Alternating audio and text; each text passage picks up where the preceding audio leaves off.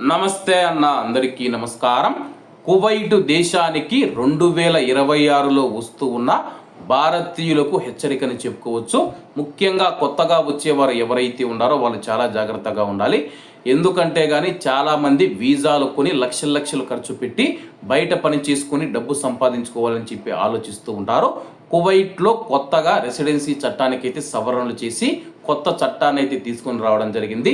కొత్త చట్ట ప్రకారం మనం చూసుకుంటే కువైట్లో పనిచేస్తూ ఉన్న ప్రవాస ఉద్యోగులు మరియు కార్మికులకు కొన్ని నిబంధనలు అయితే ప్రకటించడం జరిగింది.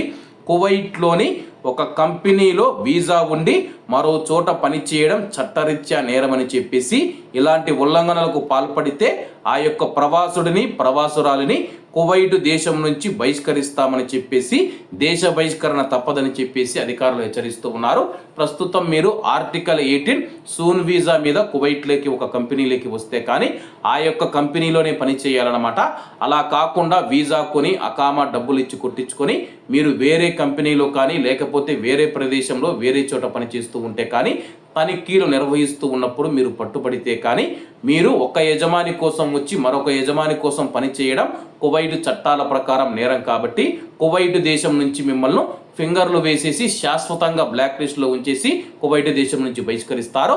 అలాగే కువైట్లో ఆర్టికల్ 20 ఖాదీం వీసా మీద ఇళ్లల్లో పనిచేసే కార్మికులు మనం చూసుకుంటే కానీ తాజా గణాంకాల ప్రకారం దాదాపు 40% మంది గృహ కార్మికులు కువైట్లో బయట పనిచేస్తూ ఉన్నారని చెప్పి తెలుపుతూ ఉన్నారన్నమాట.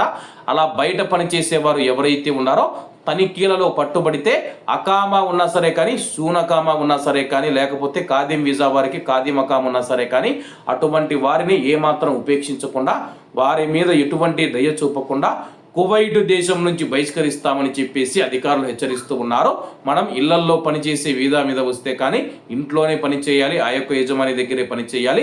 ఒకవేళ మీరు ఆ యొక్క యజమాని దగ్గర కానీ పని చేయలేకపోతే తనాదులు తీసుకొని మరొక యజమానికి మీరు బదిలీ అవ్వాల్సి ఉంటుందన్నమాట.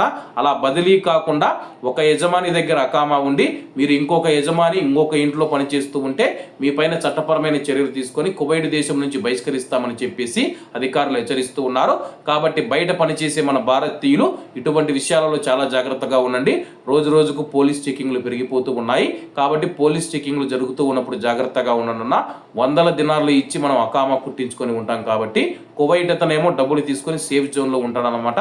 బయట మనం తిరుగుతూ ఉంటాం కాబట్టి మనం ఇబ్బందుల్లో పడే అవకాశం ఉంది.